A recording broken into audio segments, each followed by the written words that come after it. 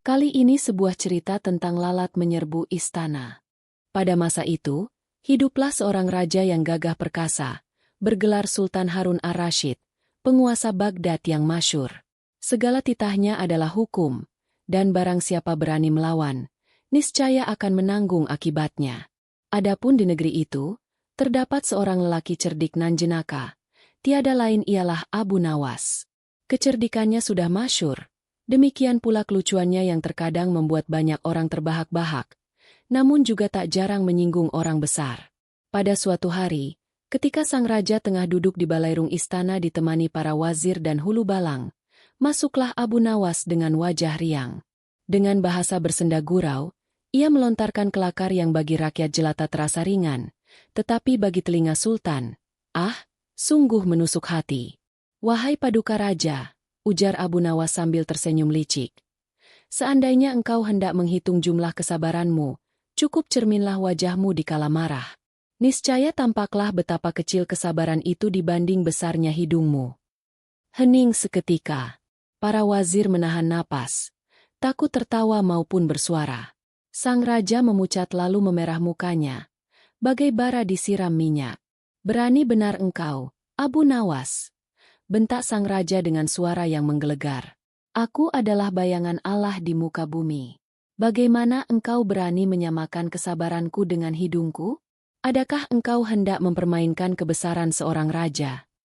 Para hulu balang segera menggenggam gagang pedang, menanti titah. Namun sang raja mengangkat tangannya, menahan mereka. "Tidak," katanya dengan mata menyala-nyala. "Bunuh dia sekarang terlalu mudah. Aku hendak memberi hukuman yang lebih berat, agar ia tahu bagaimana rasanya menyinggung marwah seorang sultan." Abu Nawas tetap berdiri tenang, meski dalam hati berdebar. Bibirnya masih menyunggingkan senyum tipis, seakan tiada gentar sedikit pun. Maka para hadirin pun gemetar menanti apa gerangan hukuman yang hendak dijatuhkan. Balairung istana kini sunyi, kecuali deru napas sang raja yang semakin panas membakar.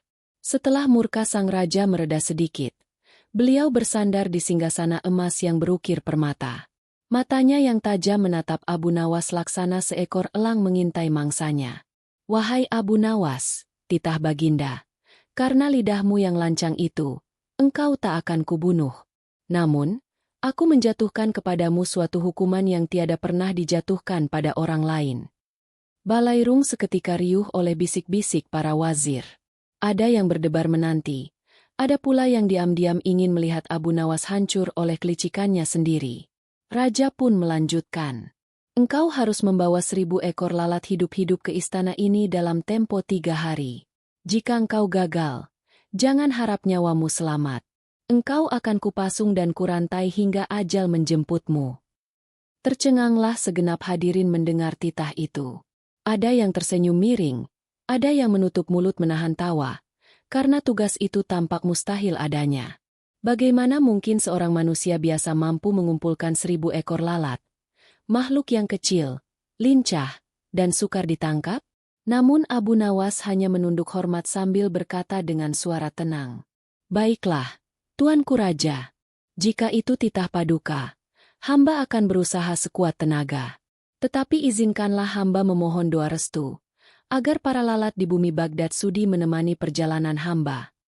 Jawaban itu membuat sebagian orang menahan geli, sebagian lain mencibir. Tetapi sang raja hanya mengibaskan tangan, tanda perintahnya tak dapat dibantah.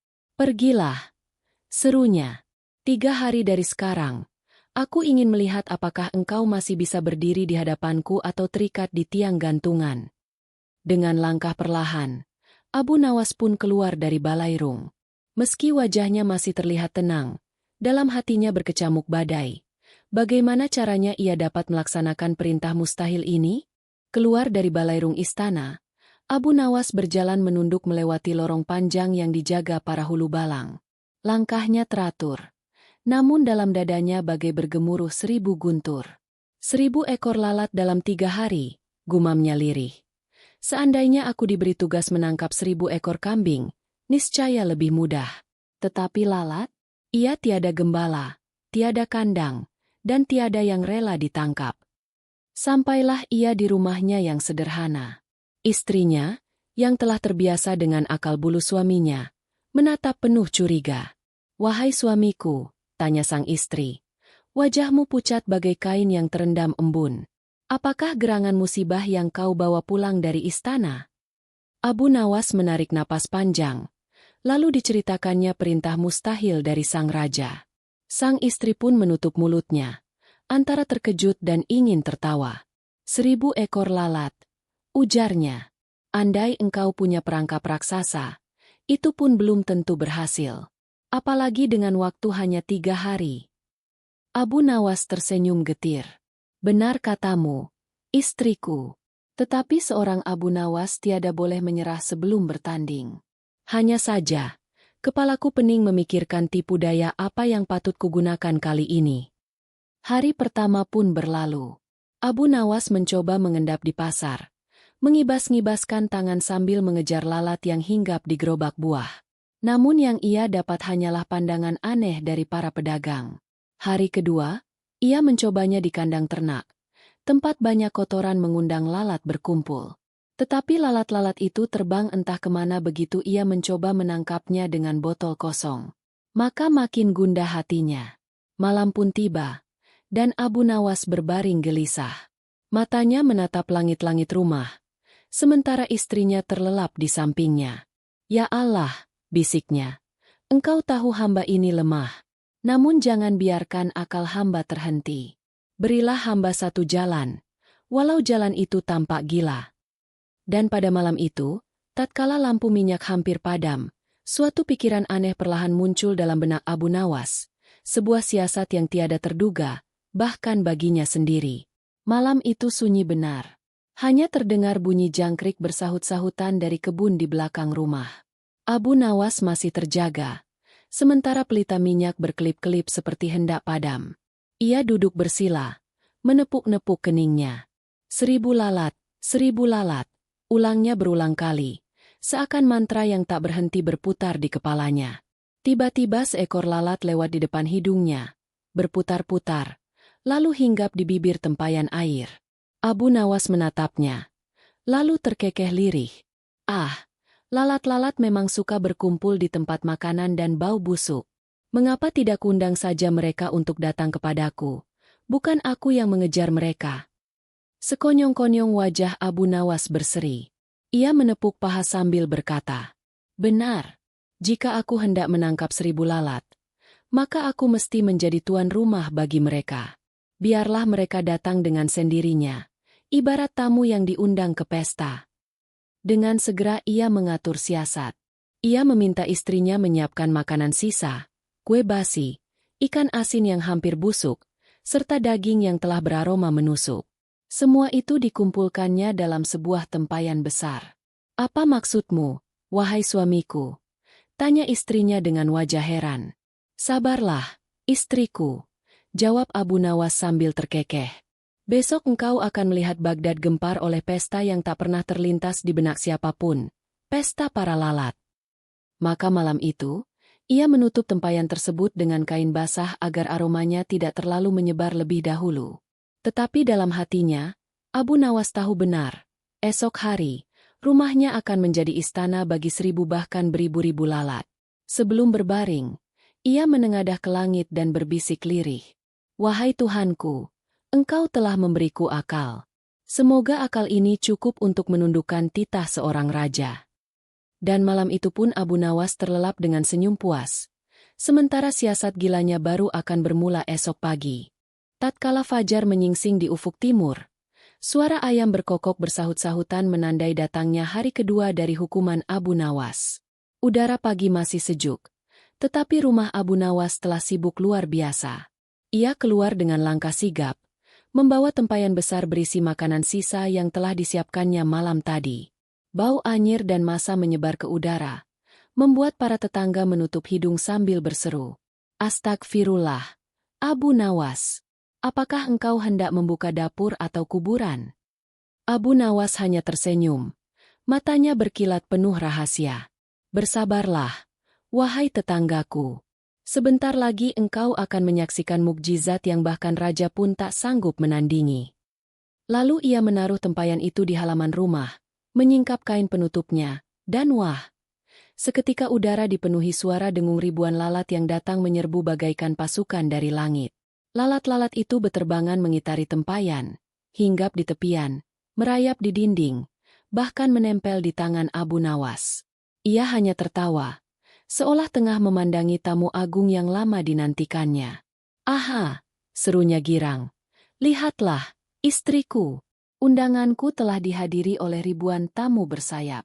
Kini tinggal aku menyiapkan tempat duduk mereka."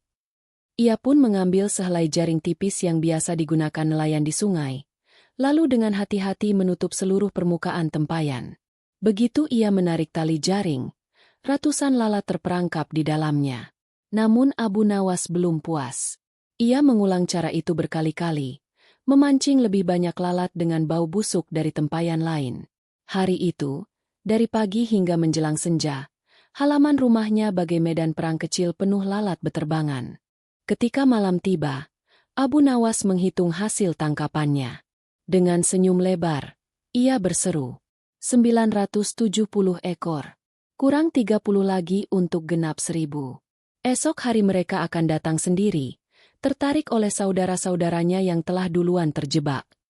Istrinya menatapnya dengan kagum dan geli. "Wahai suamiku," katanya, "benarlah kiranya bahwa akal lebih tajam daripada pedang. Tetapi apakah engkau yakin raja akan menerima lalat-lalat ini?"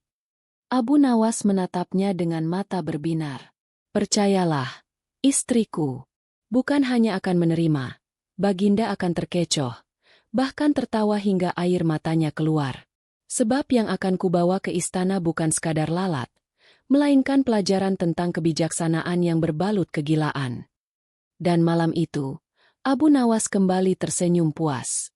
Ia tahu, esok adalah hari terakhir, dan hari itu pula kebodohan akan tunduk kepada akal. Keesokan harinya, matahari naik malu-malu di balik menara Baghdad. Suara genderang pagi dari istana menggema, menandakan tibanya hari ketiga, hari penentuan nasib Abu Nawas. Dengan langkah mantap, ia berjalan menuju istana. Di belakangnya, dua pemuda kampung membantu memikul sebuah peti besar yang tertutup rapat. Wajah Abu Nawas tampak berseri, bagai orang yang hendak memberi hadiah, bukan menjalani hukuman. Ketika tiba di gerbang istana, para pengawal segera mengerutkan hidung. "Wahai Abu Nawas," seru salah satu dari mereka. "Bau apa ini? Serasa kami sedang berdiri di pasar ikan busuk." Abu Nawas menjawab tenang. "Ah, jangan gusar. Yang kalian cium itu bukanlah bau busuk, melainkan aroma kemenangan." Para pengawal saling pandang, tak mengerti, tetapi mereka tetap membiarkannya masuk. Maka masuklah Abu Nawas ke Balairung, di mana Raja Harun ar-Rasyid telah menunggu dengan wajah berlipat ganda antara penasaran dan kesal. "Wahai Abu Nawas," titah sang raja dengan suara berat, "3 hari telah berlalu. Katakan, apakah engkau membawa 1000 lalat sebagaimana yang kuperintahkan, ataukah nyawamu akan melayang pagi ini?" Abu Nawas membungkuk hormat. "Hamba membawa seperti titah paduka. Bahkan lebih dari itu." Ia memberi isyarat kepada para pemuda pembantu untuk membuka peti. Begitu tutup peti terangkat, terdengarlah bunyi berdengung mengerikan, dan dalam sekejap, ribuan lalat beterbangan memenuhi Balairung. Semua orang menjerit. Para wazir berlarian, hulu balang menepis-nepis udara dengan pedang, dan bahkan sang raja sendiri melompat dari singgasananya, menepuk-nepuk wajahnya dengan kipas emas. "Celaka! Apa ini, Abu Nawas?" seru Baginda marah sekaligus panik. Abu Nawas berlutut, menahan tawa di balik wajah tunduknya. "Ampun, tuanku, hamba hanya menjalankan titah paduka. Paduka memerintahkan hamba membawa 1000 lalat hidup-hidup ke istana. Nah, mereka kini datang sendiri dengan senang hati." Para wazir berusaha menahan tawa, tetapi tak kuasa. Salah satunya sampai terbatuk karena terlalu keras tertawa. Raja menatap sekelilingnya. Istana megahnya kini berubah menjadi sarang lalat, sementara si biang kelakar di depannya tetap tenang, bagai pemenang perang. Raja hendak marah, Namun wajah Abu Nawas yang polos membuatnya menahan diri. Ia menghela napas panjang, kemudian berkata dengan nada antara geram dan geli. Engkau memang gila, Abu Nawas. Tetapi akalmu terlalu tajam untuk dipatahkan. Baiklah. Aku akan lihat bagaimana engkau mengakhiri kegilaan ini. Abu Nawas tersenyum dan berkata pelan. Sabarlah, tuanku. Selesai sudah hampir semua. Tinggal satu hal lagi yang akan membuat Paduka tertawa, bukan marah. Mendengar itu, sang raja menatapnya curiga. Namun rasa ingin tahunya telah menahan amarahnya. Maka ia pun menunggu, tanpa tahu bahwa sebentar lagi, Abu Nawas akan menutup permainan ini dengan cara yang tiada disangka. Balairung istana kini kacau balau. Para wazir menepis lalat dengan gulungan kain. Para hulu balang berusaha mengusirnya dengan kipas dan topi. Namun semakin diusir, semakin ramai kawanan itu beterbangan ke segala arah. Raja Harun ar-Rasyid berdiri di tengah hiruk-pikuk itu. Wajahnya merah padam antara murka dan geli. Abu Nawas masih berlutut di bawah singgasana, dengan senyum kecil yang seolah berkata, lihatlah, betapa indah hasil titah Paduka sendiri. Akhirnya sang raja berseru keras. Cukup, Abu Nawas. Apa maksud segala kekacauan ini? Engkau hendak mempermalukanku di depan istanaku sendiri. Abu Nawas menunduk hormat. Suaranya tenang tapi penuh arti. Ampun, tuanku. Hamba tiada maksud mempermalukan siapapun. Hamba hanya ingin menunjukkan bahwa titah seorang raja, bila disampaikan tanpa timbang akal, dapat berbalik menjadi bahan tawa bagi dunia. Hening sejenak. Semua orang mematung, menunggu apakah sang raja akan meledak atau tertawa. Abu Nawas melanjutkan dengan perlahan. Paduka adalah raja bijaksana, dan hamba hanyalah rakyat kecil. Namun bila kebijaksanaan tidak diiringi kesabaran, maka yang lahir hanyalah murka yang menjerat diri sendiri, sebagaimana lalat-lalat ini, terjebak oleh aroma yang mereka kejar. Raja menatapnya lama. Di mata yang tadi murka, kini tampak sinar keheranan yang berubah menjadi senyum. Dan tiba-tiba, meledaklah tawanya, keras, panjang, hingga bahunya berguncang dan air mata menetes di pipinya. Hahaha, wahai Abu Nawas, engkau memang gila, tetapi kegilaanmu mengandung hikmah yang tak ternilai. Para wazir pun ikut tertawa lega. Balairung yang tadi penuh jerit dan dengung kini bergema oleh gelak tawa. Raja mengibaskan tangannya, memanggil para pelayan untuk membuka jendela agar lalat keluar dari istana. Lalu ia menatap Abu Nawas dengan penuh rasa hormat. Dengarlah, Abu Nawas, katanya, hari ini engkau telah mengajarkanku bahwa kekuasaan tanpa kebijaksanaan hanyalah bahan olok-olok. Maka kutarik kembali hukumanmu. Sebagai gantinya, engkau kuberi hadiah 100 dinar dan sepasang pakaian kebesaran. Abu Nawas menunduk, tersenyum penuh takzim. Terima kasih, tuanku. Hamba tidak menginginkan emas, tetapi bila Paduka menghendaki, biarlah hamba gunakan hadiah itu untuk membeli aroma wangi, agar lalat-lalat ini tak sudi lagi berkunjung. Sang raja kembali tertawa. Pergilah, wahai Abu Nawas. Engkau satu-satunya orang di Baghdad yang dapat membuatku marah dan tertawa dalam satu tarikan napas. Maka keluarlah Abu Nawas dari istana dengan langkah ringan. Rakyat yang melihatnya bertanya-tanya apa yang terjadi. Namun ia hanya menjawab dengan tawa kecil.